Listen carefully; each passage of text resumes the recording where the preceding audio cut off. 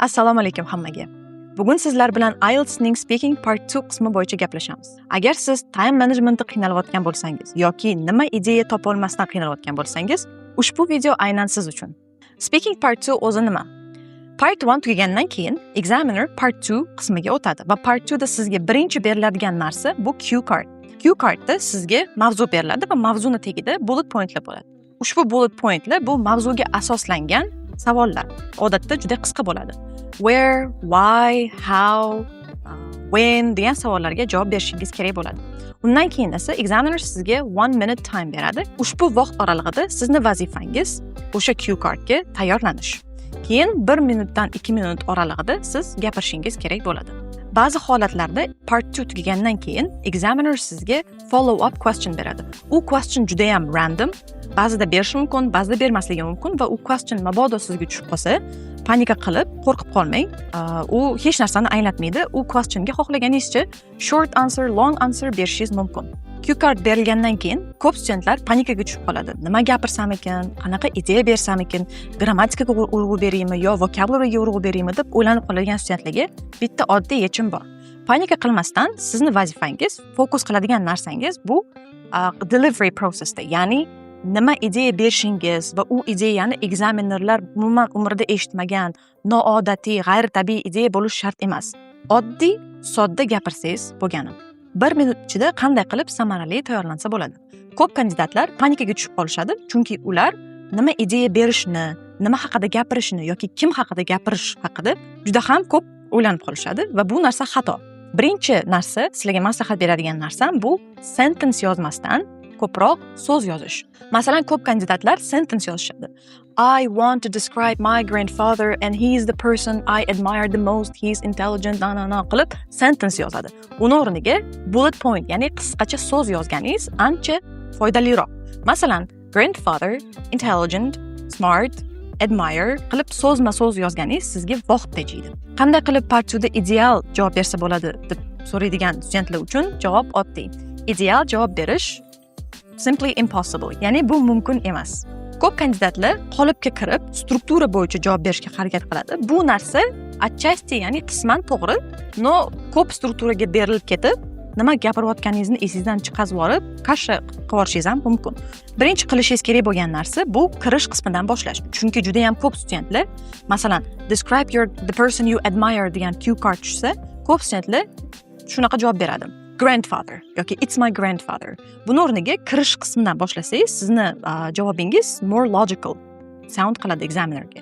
Masalan, siz this is my grandfather o'rniga I want to talk about my grandfather yoki the person I admire the most is my grandfather deb kirish qismidan boshlansangiz, sizni javobingiz more logical bo'ladi. Bullet pointlarni ko'p studentlar juda ham muhim deb o'ylaydi va bu narsa to'g'ri. Lekin faqat bullet pointlarga cheklanib qolsangiz, siz 1 minut ham gapira olmasligingiz mumkin bo'ladi. Shuning uchun sizni vazifangiz faqat bullet pointga cheklanmasdan, undan tashqari ham chiqing. Ya'ni from A to Z qanaqadir story aytib berishga harakat qiling. Masalan, siz o'rtog'ingiz bilan gaplashayotgan paytingiz, qanaqadir bir story yoki gossip etib berayotgan paytingiz, qanaqa ichingizda feelinglar bo'ladi, shunaqa berilib aytib berasiz. Xuddi shunaqa qilib gapirsangiz, part 2 ham siz uchun osonroq bo'ladi. Chunki siz faqat why, when, how ga javob bersangiz, sizda hozir men aytgandaqa misol keltirib beraman, shunaqa javob bo'ladi. Masalan, describe a person you admire. It's my grandfather. He is the person I admire the most because he's intelligent, he's smart, he's hardworking. That's it. Bu juda ham short, underdeveloped answer. Va bu answerga siz possibly juda ham past ball olasiz. Uni o'rniga siz grandfatherisni oldin bo'lib ishlaganidan, nimaga u personni siz admire qilishingizni, nimaga u personni hard working deb hisoblashingizni, nimaga aynan o'sha person haqida o'zi gapirayotganingizni detalli tushuntirib bersangiz, bu narsa sizga balandroq ball olib keladi. Speechni oxirida esa har bitta kandidat yakuniy qanaqadir bir gap aytish kerak, chunki ko'p studentlar men eshitganim bo'yicha qanaqa tugatishadi, ular top bitib o'rtasida to'xtatib qo'yishadi va ularda qanaqadir xulosa gap yo'q. Va bu narsa ham juda ham illogical eshitiladi examinerga. Nimaga? Chunki siz masalan describe qilasiz qaysidir bir odamni yoki qaysidir bir joyni va qanaqadir yakuniy gapsiz shundoq o'rtasidan bo'lib yuborasiz. Qanchalik bu to'g'ri yo noto'g'ri? 2 minut gapirib bo'lganingizdan keyin examiner sizni to'xtatadi va bu normal. Panika qilib, voy men nimadir не то qildim deb o'ylab qolmang. Bu обычный holat, chunki ekzaminatorlar uchun siz yagona kandidat emassiz. Ularni kutib turgan u yerda yuzlab, minglab kandidatlar bor. Ularning time ham limited. O'shaning uchun ham sizni to'xtatib qo'ysa, it's okay. Kandidatlarni Part 2 da eng ko'p qiladigan xatolardan bittasi bu skript yodlab ekzamenga kirish. Xo'p, skript yodlab kirdigan deylik va siz muvaffaqiyatli aytib berdingiz ham deylik. Lekin Part 3 da nima qilasiz?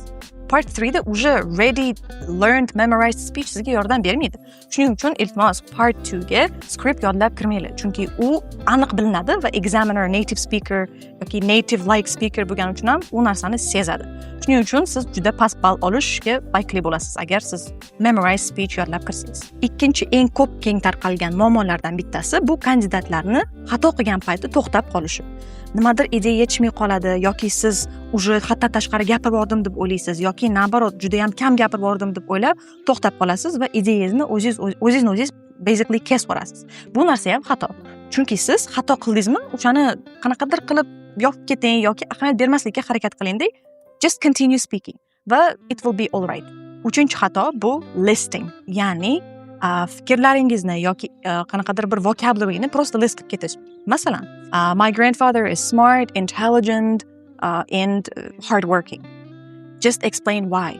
Hardworkingmi? Nimaga hardworking? Intelligentmi? Nimaga intelligent? Smartmi? Nimaga smart? Har bitta punktni tushuntirib ketsangiz, bu longer speech beradi sizga va siz most probably 2 minut уже gapirasiz. Hozir biz randomly bitta Part 2 cue card tanladik va ushbu Part 2 cue cardga men javob berib boraman va bizda ready model answer bo'ladi.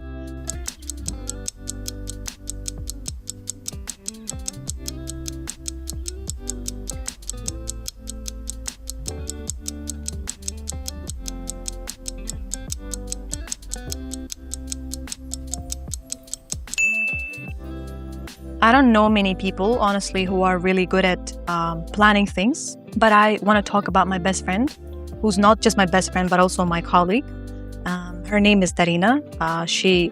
We've been working together like for probably 3 or even more years. And our friendship actually started when we met each other in a workplace. And the moment I got to know that person closer, I understood how organized, how intelligent and hardworking that person is. And that includes, an ability to plan things very well. So regarding her smartness, I can talk a lot because nowadays she's working in a marketing department and she's one of the most creative people I have ever known because she contributes a lot to the development of this sphere and she does a lot of contribution basically. And regarding the planning specifically, why I think she's very organized is because she's almost never late to any meetings, any important places where we meet basically, and she has always been a girl who always has a daily routine, a daily plan. Because there is even fun fact about her that she makes plans of not only her time and day and schedule, but also of her money. She has even financial literacy that's super crazy. And that's why I think she's very good at planning. She has actually taught me a lot in terms of planning and how to be organized because I remember myself being very, not punctual. I've always didn't know what to do with timing. I wasn't really good at time management and my schedule would be just, devastated. I would go to that place and this place and was very disorganized. And then I talked to her and she showed me her daily routine plan. She has it written, on the notebook. Sometimes it's, on the paper. Sometimes it's digital. And then she taught me once, she showed me, and it really helped me to actually be more organized as well. Mana bugun sizlar bilan IELTS ning Speaking Part 2 qismini detalni ko'rib chiqdik. Men aytgan guidance va maslahatlarga follow qilasiz degan umiddaman. Ushbu video sizga yoqqan bo'lsa, like va kommentariya yozib qoldiring va ushbu videoni do'stlaringiz bilan ulashing.